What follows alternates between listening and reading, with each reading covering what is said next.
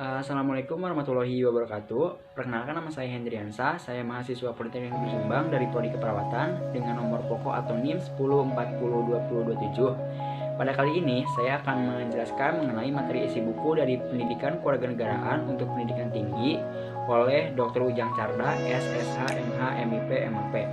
Nah, buku ini terdiri dari 7 bab. Untuk pembahasannya sebagai berikut. Bab yang pertama itu tentang orientasi terhadap pendidikan kewarganegaraan.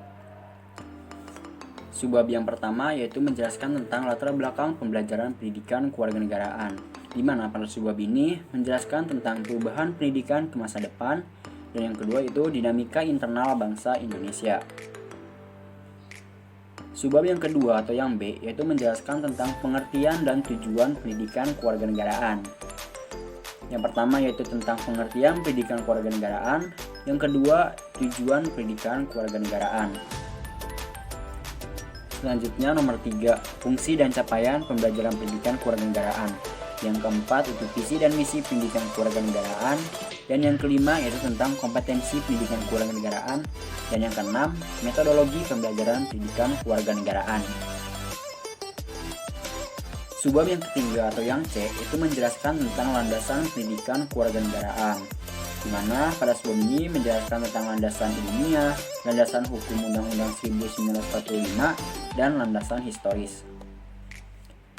Subbab yang keempat atau yang D itu membahas tentang Pancasila sebagai nilai dasar pendidikan kewarganegaraan. Bab yang kedua yaitu menjelaskan tentang memahami identitas nasional sebagai karakter bangsa Indonesia. Subbab yang pertama itu tentang proses berbangsa dan bernegara, di mana pada subbab ini itu menjelaskan tentang asal-usul bangsa Indonesia, di mana nenek moyang bangsa Indonesia itu berasal dari Asia Tengah semenjak tahun 2000 sebelum Masehi sampai dengan 500 sebelum Masehi. Nah, nenek moyang dari bangsa Indonesia ini sendiri yaitu yang pertama ada bangsa Proto-Melayu atau bangsa Melayu tua yang datang sejak tahun 1900 sebelum Masehi. Yang kedua yaitu bangsa Deutero-Melayu atau bangsa Melayu muda yang datang ke Indonesia itu pada kurun waktu 400 sampai 300 sebelum Masehi. Ada pula bangsa primitif yang yaitu kelompok yang memiliki kebudayaan sederhana, contohnya Negroid. Terus yang kedua itu juga menjelaskan tentang asal-usul istilah Indonesia, di mana istilah Indonesia ini berasal dari kata Indus dari bahasa Latin yang berarti Hindia, dan kata Nestos dari bahasa Yunani yang berarti pulau. Berarti dengan kata lain Indonesia adalah pulau-pulau Hindia. Subbab yang kedua itu identitas nasional. Yang pertama itu menjelaskan tentang pengertian identitas nasional, yang kedua unsur-unsur identitas nasional, yang ketiga faktor-faktor pembentuk identitas nasional, dan yang keempat itu identitas nasional Indonesia sebagai karakter bangsa. Subbab yang ketiga yaitu menjelaskan tentang Pancasila sebagai identitas nasional bangsa Indonesia. Subbab yang keempat atau yang D yaitu membahas tentang Bhinneka Tunggal Ika sebagai identitas nasional bangsa Indonesia. Pada subbab ini menjelaskan tentang Bhinneka Tunggal Ika dalam negara pluralistik dan Bhinneka Tunggal Ika sebagai bentuk identitas keragaman bangsa Indonesia, di mana bangsa Indonesia merupakan bangsa yang majemuk karena terdiri dari berbagai suku bangsa, adat istiadat, bahasa daerah, dan agama yang berbeda-beda. Bab yang ketiga itu memahami Pancasila sebagai ideologi bangsa dan negara. Subbab yang pertama itu menjelaskan tentang pengertian ideologi, yang kedua itu tentang makna ideologi bagi bangsa Indonesia, dan yang ketiga yaitu tentang perbandingan ideologi Pancasila dengan ideologi lain seperti dengan ideologi liberalisme, ideologi konservatif, ideologi sosialisme dan komunisme, dan ideologi fasisme. Subbab yang keempat atau yang D itu menjelaskan tentang kedudukan dan fungsi Pancasila dalam tata kehidupan bangsa Indonesia. Selanjutnya bab 4, memahami negara konstitusi dan warga negara. Subbab pertama yaitu menjelaskan tentang memahami negara, di mana pada subbab ini itu menjelaskan tentang pengertian negara dan unsur-unsur negara. Yang kedua yaitu hakikat, tujuan, dan fungsi negara. Dan yang nomor 3 yaitu macam-macam bentuk negara, di dimana secara umum bentuk negara hanya memiliki dua bentuk, yaitu negara kesatuan atau unitary state dan negara serikat atau federation.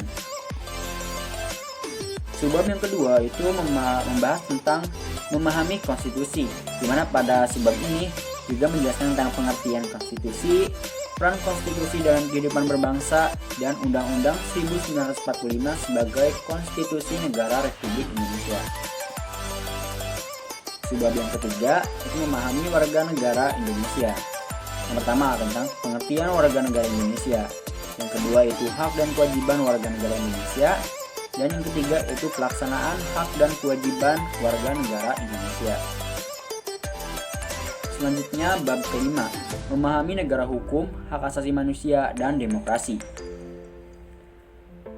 Subbab pertama yaitu tentang memahami negara hukum Indonesia, di mana pada subbab ini menjelaskan tentang pengertian dan ciri negara hukum. Istilah negara hukum atau rule of law merupakan suatu istilah yang muncul pada abad ke-19. Namun sesungguhnya konsep negara hukum tersebut sudah tercetus sejak abad ke-17 di negara-negara Eropa Barat. Terus yang kedua itu menjelaskan tentang makna Indonesia sebagai negara hukum. Subbab yang kedua itu menjelaskan tentang memahami hak asasi manusia. Yang pertama itu tentang sejarah perkembangan hak asasi manusia. Yang kedua istilah dan pengertian hak asasi manusia. Yang ketiga macam-macam hak asasi manusia. Dan yang keempat itu pemahaman hak dan kewajiban asasi manusia dalam Pancasila. Subbab yang ketiga yaitu tentang memahami demokrasi Indonesia, dimana pada subbab ini itu menjelaskan tentang pengertian demokrasi di Indonesia, dimana perkembangan demokrasi di Indonesia sendiri itu dibagi ke dalam 4 periode. Terus yang kedua itu tentang pengertian demokrasi Pancasila. Yang ketiga tentang prinsip-prinsip demokrasi Pancasila. Prinsip demokrasi Pancasila antara lain pemerintah dijalankan berdasarkan konstitusi, adanya pemilu, adanya peran-peran kelompok kepentingan, dan adanya penghargaan terhadap HAM. Yang keempat itu korelasi demokrasi dengan negara hukum.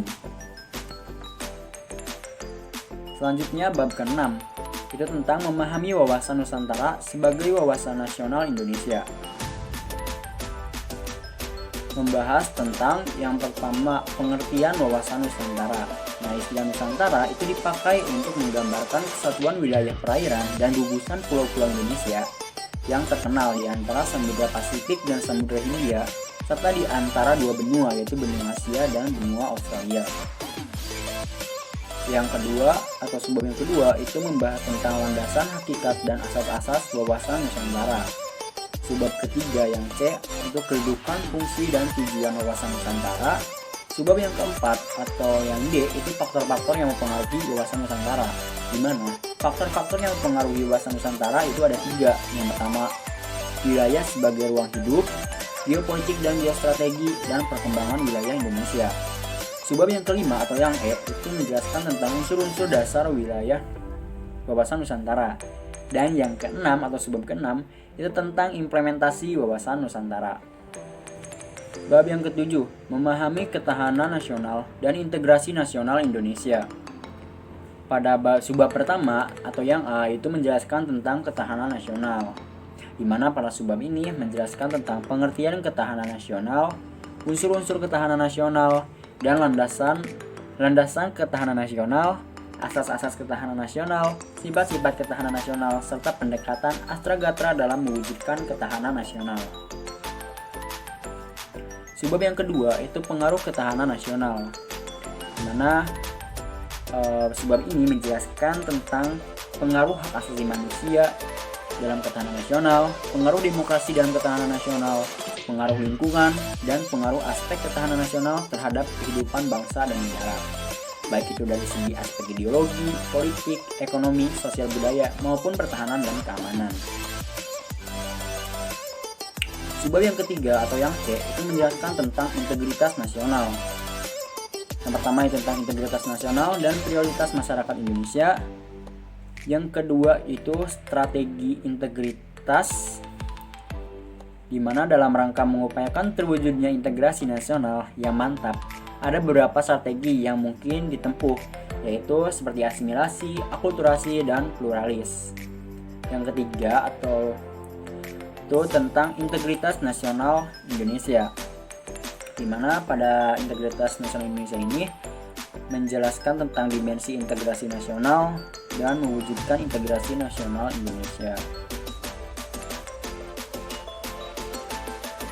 Demikian resume buku ini saya buat untuk mata kuliah pendidikan Pancasila. Wassalamualaikum warahmatullahi wabarakatuh.